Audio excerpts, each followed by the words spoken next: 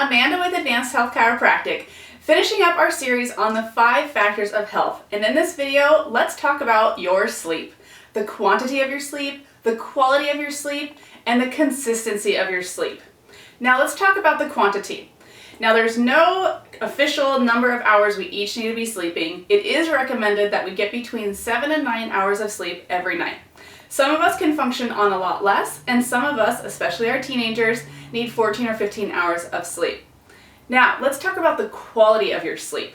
This one is huge. So if you're not getting a lot of sleep, at least we want to make sure that you're getting good quality sleep. Now, the first thing we want to make sure that we're doing is that we have no cell phones in our bedrooms. The cell phone's emitting things, we always want to touch it and pick it up. So I'm recommending that you do not even have your cell phone in your bedroom at least 30 minutes before you go to bed. Now, if you have to have it in your bedroom, then at least don't have it by your head. At least out somewhere else, maybe in the closet, somewhere stashed away. I also recommend having your cell phone on that do not disturb. So for me, my bedtime's 10 o'clock, so my phone goes on to do not disturb from 10 p.m. to 6:30 a.m. Now, of course, if there's an emergency, my family knows how to get a hold of me if that happens. So that is your cell phone. The other thing we want to make sure that we're doing is that we're in a dark environment. So for me, I have blackout curtains.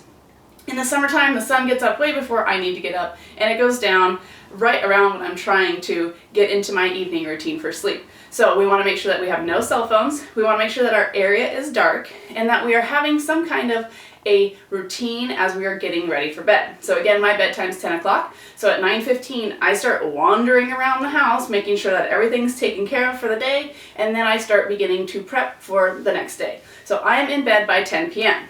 Now the next thing you want to make sure is that we have no TVs on, that when we are getting into bed, we're actually utilizing the bed as sleep. There's no laptops, we're not continuing to do our work. Bedtime is meant for bed and sleeping. All right, so now let's talk about the consistency. So having consistent sleep is super important because we cannot catch up on sleep. So if you're not getting that sleep consistently and regularly, you're just gonna fall behind and you're gonna wake up and not be refreshed and ready to go. So we wanna make sure that we have an evening routine. Again, my evening routine starts about 9:15 and I'm in bed by 10 o'clock Monday through Sunday night. Even on my weekends, I'm in bed about 10 o'clock. So I wanna make sure you guys have good quantity of sleep, good quality of sleep, and good consistent sleep.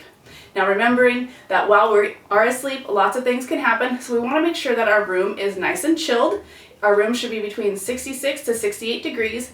If it's hotter than that, our body overheats and we cannot get into those deep REM cycles. Now REM is super important, especially between the hours of 1 and 3 a.m. That's when our body does the majority of our repair. So guys, make sure you're getting quality sleep, good quantity of sleep, and keeping your sleep consistent.